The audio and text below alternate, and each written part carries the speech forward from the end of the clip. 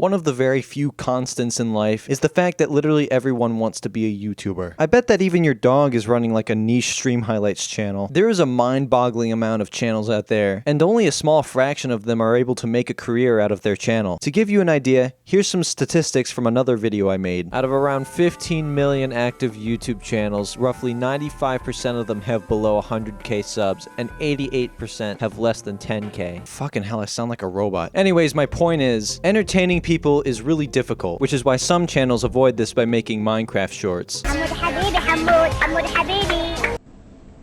More like P-vids. This supports the fact that everyone's looking to get something different out of their YouTube channel. In my experience, I think the majority of people are looking for the fame and fortune of making it big. And I'd be lying if I said I didn't want this either. But I've seen too many people diving headfirst into content make the same mistake. They take it way too fast, setting themselves a weekly or even daily upload schedule, then getting nowhere because the videos they worked so hard to produce ended up sucking ass. If you're new to YouTube and you try doing this, you are gonna fall on your fucking face. Setting deadlines for yourself just results in lower quality videos. They aren't gonna end up getting the time and love that they need to reach their full potential. And you're not gonna have enough time to reflect and learn because you'll be too busy scrambling to reach that upload deadline. If you instead try to take it slower and don't set a schedule for yourself, not only will your videos end up being better, but you'll be able to reflect and look back on what made your good videos work. On top of that, you'll just have a lot more fun. This is the approach that I take when making content, and it's helped me avoid something called...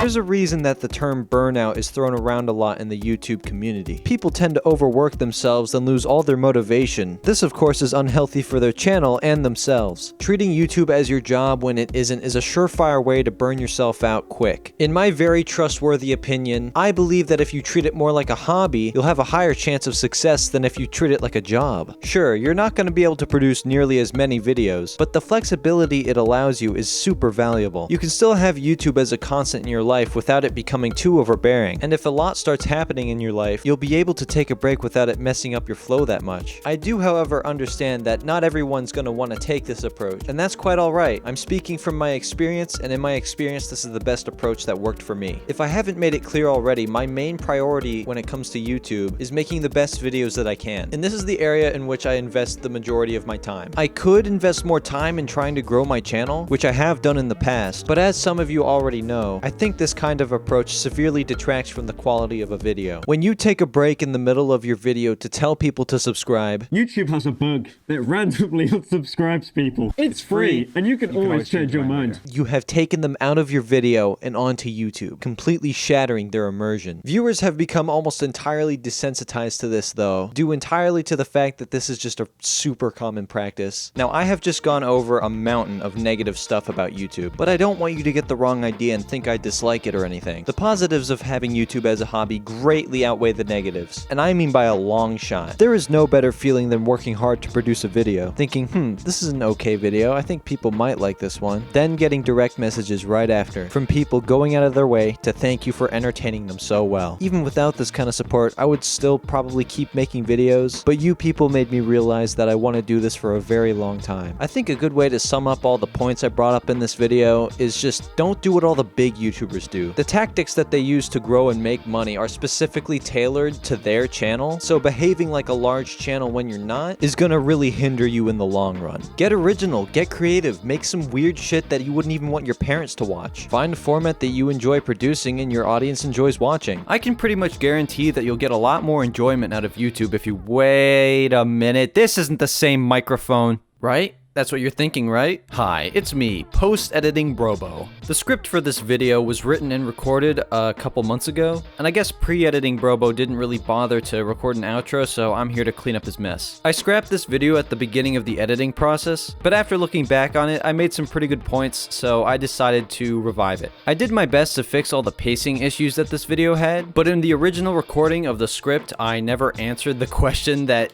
this entire video was based on, which is, is YouTube worth it? And yes it is. With that being said, I hope my insight was useful to you in some way, or at the very least entertaining, and I'll see